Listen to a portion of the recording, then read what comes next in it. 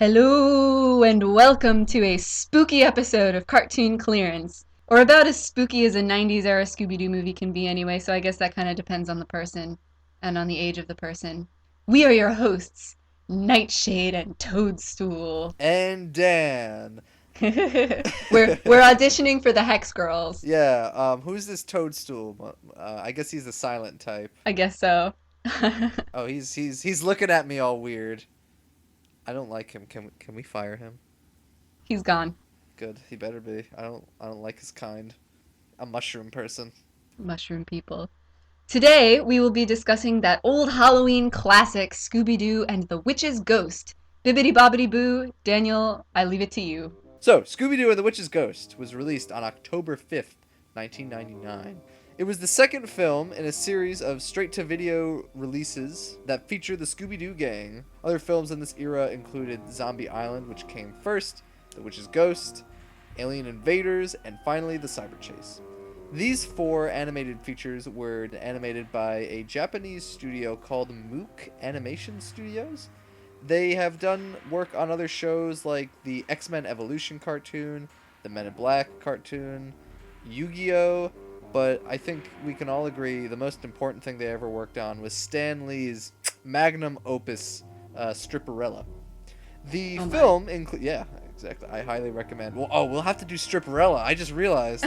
All right. I've actually never heard of that. Okay. Well, we have a lot to talk to. Okay. Anyway, Oh let's boy. get let's keep going. The film included the voice talents of Scott Innes, who voiced both Shaggy and Scooby in this one. In Zombie Island, Billy West had voiced Shaggy, but during the filming of this, he was called away to do work on a little show called Futurama. Futurama alums Frank Welker and Tress MacNeille are also in this, alongside the late Mary Kay Bergman, Jennifer Hale, and some guy named Tom Kerpley, Hugh Luley.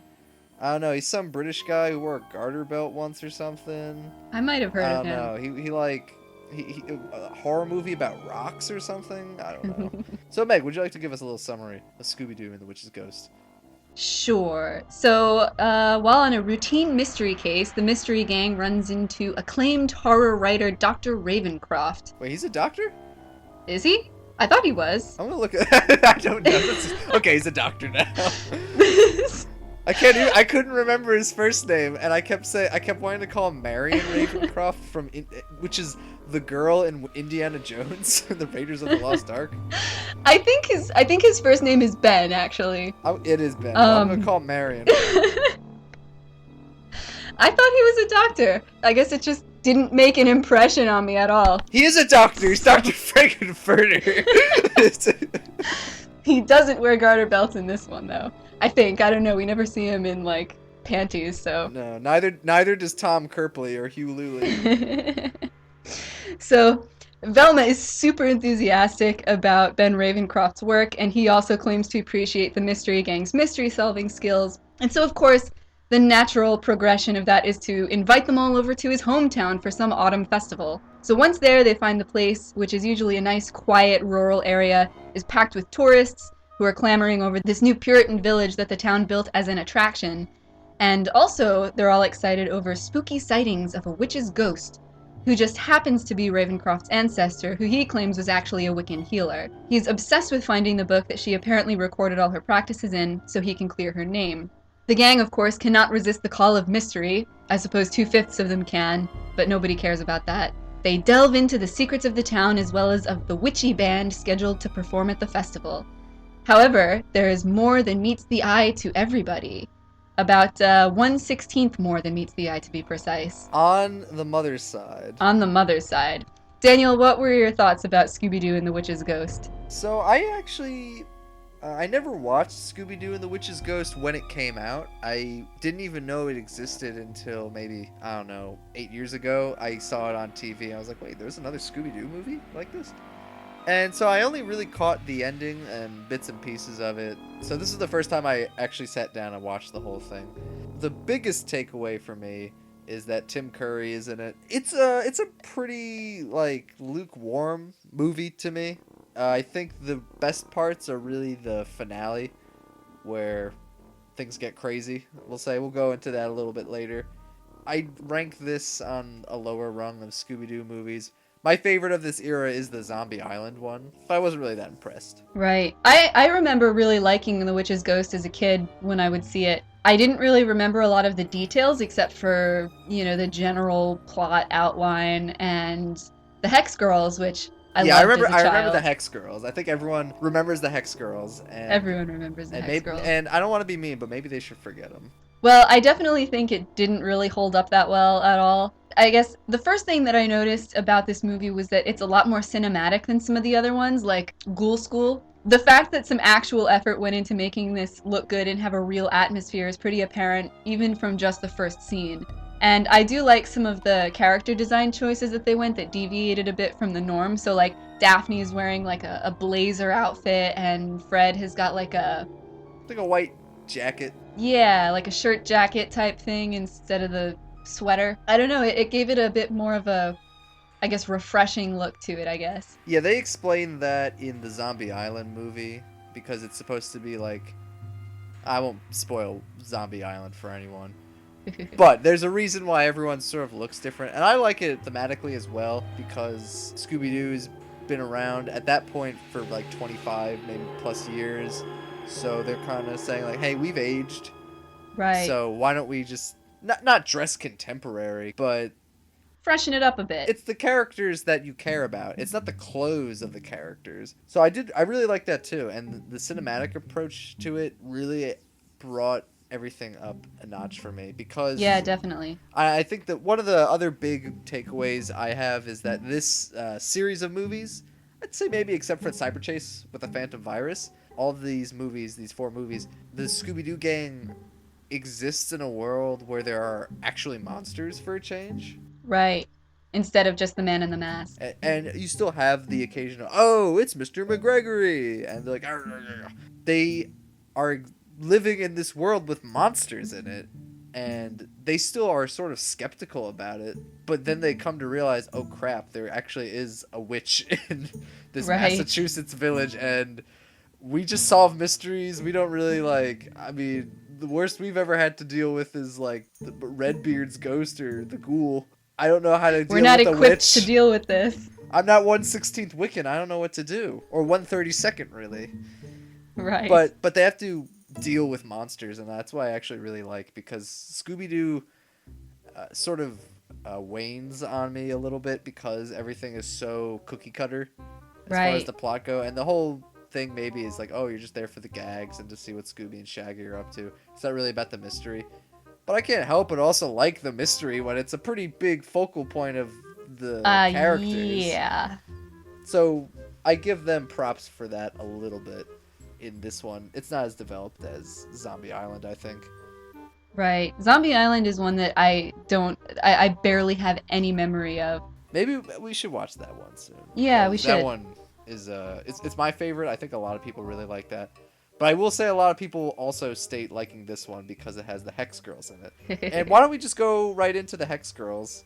The Hex Girls. They're a I guess a rock band They're a goth eco rock band. that they've got that vampire goth aesthetic, which was like what I idolized as a tiny child. And honestly, I still think that Thorn, the lead girl, looks pretty cool. I love that red and black color scheme. Yeah, I mean, she's probably the standout Hex Girl. Yeah. One of my big complaints with the movie is with the Hex Girls. There's several complaints that spring up from them. I think at first it started off as a joke where it was I'm listening to them singing their songs, "We're the Hex Girls," and I'm like, oh, come on, a song that's self-referential to your own band. But then I realized there's so many bands I listen to that are self-referential that Right. I'm like, all right, I'll let it pass. But then I listened to the lyrics when they weren't saying "We're the Hex Girls," and their song was super rapey. I had the lyrics up a minute ago. It was, "I'm gonna make you do what I want you to. You won't." It's like when I'm gone, you're not gonna realize how much you wanted me. It was like, oh. It's interesting that you said that because that's not what immediately jumped into my mind. The way it read to me was more of like I'm going to seduce you with my charms, but also maybe that's just because we're like conditioned societally to think that women are not capable of raping people. I mean, let's not get into that. That might be a discussion for another podcast. All I'm saying is I felt a little uncomfortable about this girl telling me how much that I wanted her and that how when she was gone I'd want her more. And I'm like, maybe no came into the equation at some point. But one of the things at first I didn't like about the Hex Girls was when they weren't performing seductive rock, they were complete dorks, and I was like, oh man, this is so cheesy, all the lines they're saying.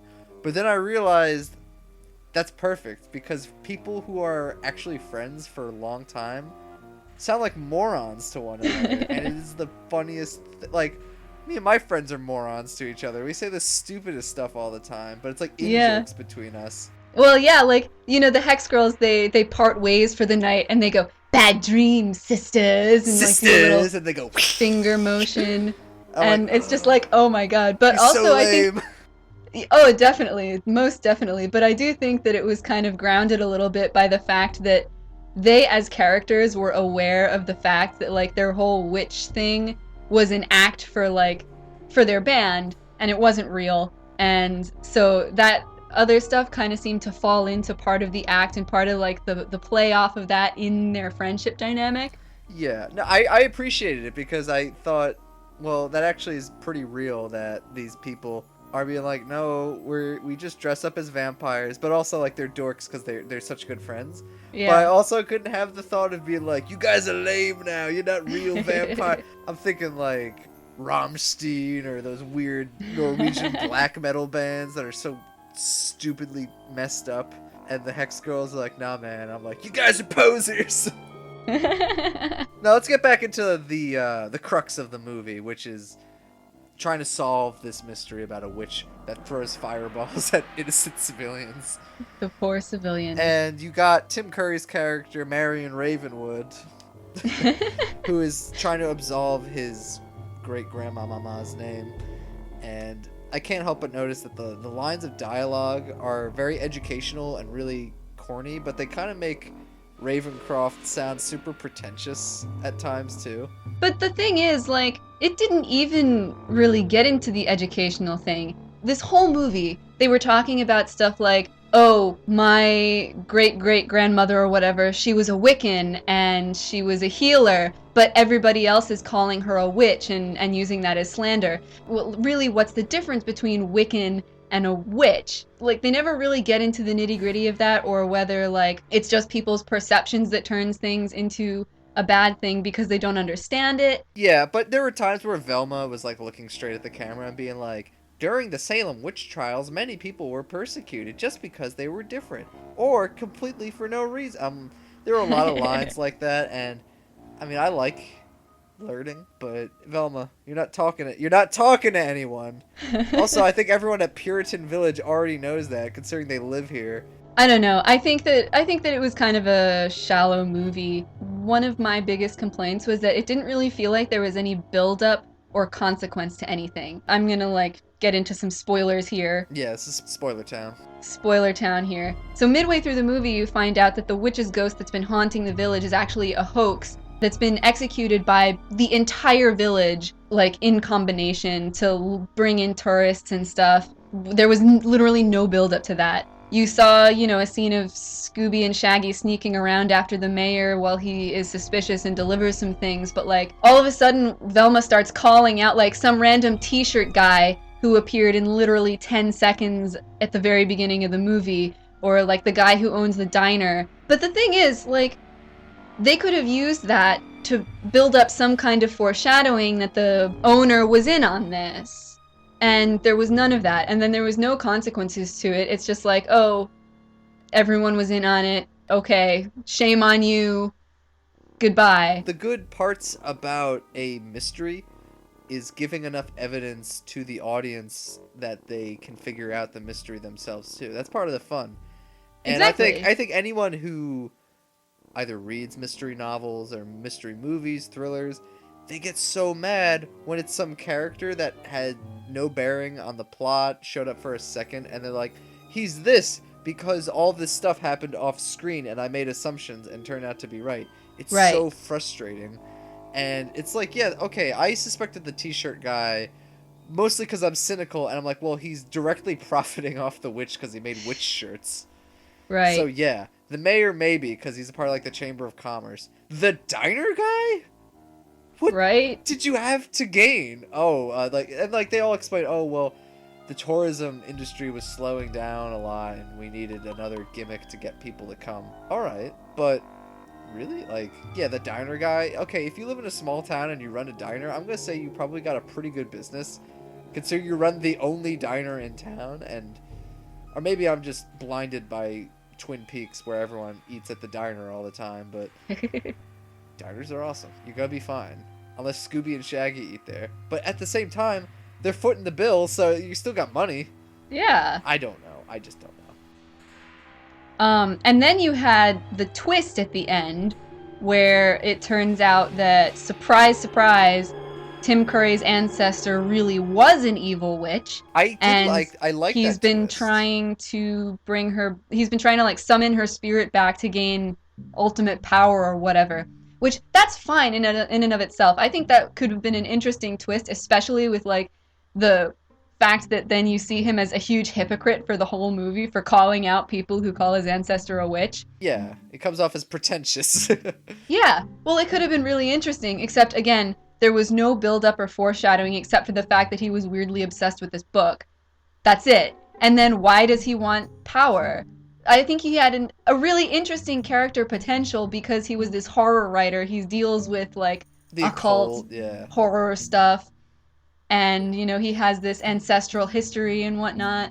But like, really, the only thing that you can look at to say I think this guy is going to be the bad guy in the end is he's like the first person they meet in the beginning of the Yeah, movie. and I think there, as a horror writer, like you said, there's a lot of potential for him to have planted the seeds. Oh, I dabbled in the occult, or I'm possessed by a witch myself, or even as a writer, the lust for learning and stuff. Because he tells her, he's like, I want you to teach me everything you know, and she's like, no, I'm not gonna do that. And he gets so upset. He's like, I wanted to know.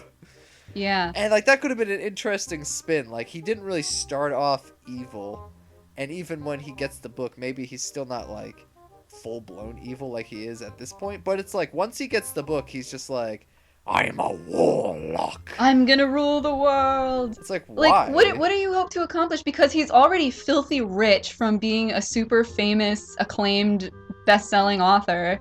He's powerful enough to like buy off random security guards and like stage a whole mystery. What are you Yeah, trying to gain here? I don't know. It was kind of a shame because it could have been really good as a like a great villain. Like I Yeah. think I don't know. I'm sort of attracted to a villain that doesn't exactly know they're the villain Mm-hmm. of their own story. But what really gets my gears turning is how they defeat Gabriel Knight because he he's a witch, and they say only a pure-blooded Wiccan can defeat the witch. And they go, Thorn, you said you were Wiccan, and she brings this up so many times throughout the movie, and it got me so mad every time Well, it because she's wasn't so like, many times. It was once when she was asked about like her herbal remedies, and the other time when Velma was like, "Hey, we need you to do this." it's too much for me because I just hate the word choice she uses because Oh she yeah. says it almost braggingly. She's like, I'm 1/16th Wiccan. I'm a mom's side, and I'm like, I hate you. I hate you so much right now. Right. She's saying I'm 1/16th Wiccan. Okay, you're basically nothing. Oh, and it's also just on my mom's side. You can construe that information as being 1/32nd Wiccan, Right. given the wording, which makes it even less. And also, Wiccan isn't like a race or a It's a bloodline religion. thing. It's a religion. Although maybe you could argue it's like the same thing as saying like I'm Jewish, but Right. identifying as a cultural Jewish person. I don't think I'm gonna give the Wiccans that much credit though. When you identify as 1/32nd Wiccan, I'm sorry, 1/16th on your mom's side. Right. But regardless, that's really where the most of my frustrations came from. And I think I would be more willing to give it a pass if she didn't have to say like some really arbitrary number like that, because if she's still using like these herbal remedies and type of things, I guess clearly it's been passed down in some way, Yeah. in which case it doesn't really matter how much or how little if it's still something that you've been brought up with. But like that just it comes off as really pretentious. And what would have made a very interesting parallel is how Tim Curry is trying to bring justice to his ancestor. Mhm. And turns out that she's actually evil. She was always evil. And Thorn, arguably her ancestor who was Wiccan, came from the same time period. Right. But there's nothing that is ever done with it. I think it would have been interesting if you set up some sort of parallel where maybe you had two figures who were sort of I'm gonna cite Harry Potter. You got in Harry Potter you have Sirius Black. Everyone thinks Sirius Black is the evil one who sold out Harry Potter's parents. Right. And poor Peter Pettigrew tried to warn them but was stopped. You have this dynamic, and then there's a twist set up in the third one where it turns out that Sirius Black was good all along and Peter Pettigrew was the traitor.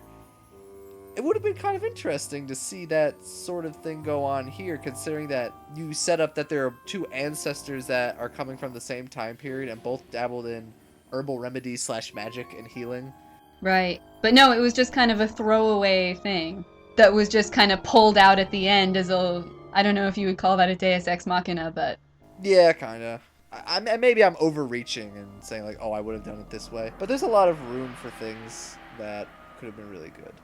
And I think I'd like to just end our discussion with a discussion of Scooby-Doo as a character, because we didn't really, I don't think we really talked about him as a character as much in our first review. But I don't think at so. one point in this, I think I cracked because it was something that I always knew, but never expressed externally, that I don't really find Scooby-Doo enjoyable, and I get really drained on it quickly. And I realize now that it's because Scooby-Doo is a miracle dog. And no one reacts as such. And it ticks me off that he is so miraculous and everyone thinks he's so normal. Like Scooby-Doo, and okay, it's a cartoon. I get that. Okay. But Scooby-Doo can talk. He solves mysteries. He eats and dresses like a person. And Yep. And people are just like, that dog! That's it. Like, there's a scene in this movie. I mean, there are many scenes that we could point out. He eats in a diner, and there's a scene where he's, like, gulping chili, and this one guy is, like, horrified and disgusted, and Scooby just, like, does this smug grin at him, like, yeah, I'm eating I'd be chili. disgusted too. But there's a scene where they're at the Puritan village, and they're like, would you like to churn the butter? And then Shaggy's like, yo, Scooby, you should churn the butter. And then Scooby picks it up and starts, like, air guitaring with it. He's like, roo, roo, roo. And people are like, oh, Scooby. And, like, one guy snaps a picture. Is like, oh. And people are like, pointing and laughing. like, that's Scooby-Doo. He's such a lovable scamp. Scooby-Doo is not a lovable scamp. He's a miracle dog who can talk. And nobody but me seems to be noticing it. Like, people aren't like, Shaggy, we will pay you $1 billion if you let us do a vivisection on Scooby. I just want to look at his brain.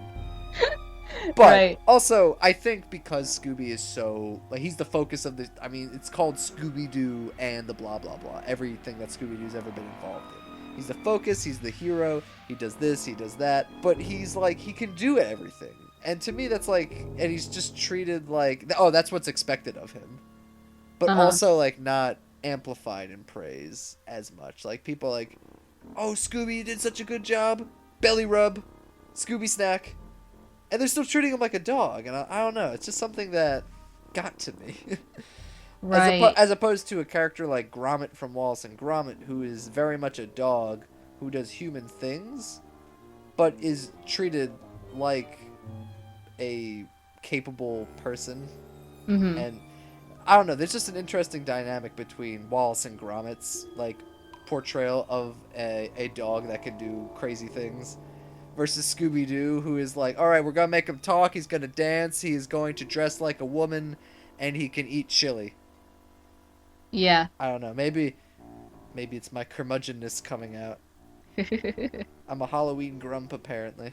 I guess so. Scooby would be so disappointed in you. No, but you know what gets me more mad, because I'm not done yet, is Scrappy-Doo, because Scrappy's even more miraculous. He even fights. He's more brave than Scooby. How have they not done a vivisection on him? I want to know. There has been a crack in dog eugenics, and I want to get to the bottom of it, honestly. I think lots of people would like to see Scrappy Doo get a vivisection. But do you have anything else to add to the Scooby-Doo and the Witch's Ghost? No, it wasn't really noteworthy. It had some potential to make interesting little statements or have some interesting little themes, but I think they kind of threw it away. So, aside from the visual style, it was eh. Yeah, I think the visuals are definitely great. Watch the last 20 minutes on YouTube maybe, because you have the giant finale where Tim Curry is like, I'm a warlock, and there's really good like wind animation with Yeah, and a lot swirling of green colors warping, going and around him. that was pretty cool. It's pretty good, and there's also a giant turkey in it at some point, who I thought they were going to brutally murder, Yeah, me too. but they did not. They just gave him like a T-shirt, and he's like, I'm dancing. I think that they brought up weird, like you. I think you mentioned it. They brought up like weird themes about like anti-industrialization and eco-friendliness, but it was so tertiary that like it didn't really amount to anything. Like the Hex Girls just say, "Oh, we're eco-goths." That's the end of that. You wouldn't know anything about their pet projects. They don't even sing songs about being like, "The trees are cool. They give us life." Well, their ending song was about loving the earth, so No, it was they were ripping off ICP's Miracles song is what they were doing. uh I mean, I believe in miracles. miracles, bro. Talk about that mad clown love. Stay safe this Halloween. There are clowns out there apparently, I guess so. and not the kind that make you laugh. Do any of them? No, I think that's another discussion. Maybe we'll do a side project where we talk about how clowns kind of they've overstayed their welcome. Maybe they've been ruined by a multitude of things by being made creepy, but I think a clown needs to reshape its image, given that both the crime waves and the weirdness of movies and ICP have kind of like gentrified clowns. Well, I think that's a discussion for another time. Yeah, I guess so. I guess so. Thank you for listening. And if you like the stuff we talk about, give us a like or a comment. We would love to hear your feedback. And even maybe subscribe if you are so inclined. We are the Discount Ramblepants. And remember that she throws fireballs, man. So if she catches us, we're toast. And I ain't just talking about Willow Smith. That's a song reference. Happy She said Halloween! she said she was the fireball of the party. Oh, okay. I'm not gonna let this end. This is gonna go on for another hour. Goodbye. Oh, fine.